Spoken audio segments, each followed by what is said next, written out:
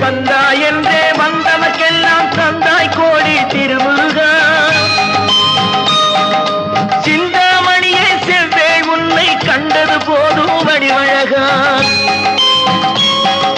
கந்தா என்றே வந்தவர்க்கெல்லாம் தந்தாய் கோடி திருமுருகா.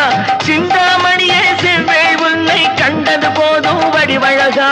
அடியவர்க்கு ஒரு விருந்தே பிணி பல தீர்க்கும் அருமா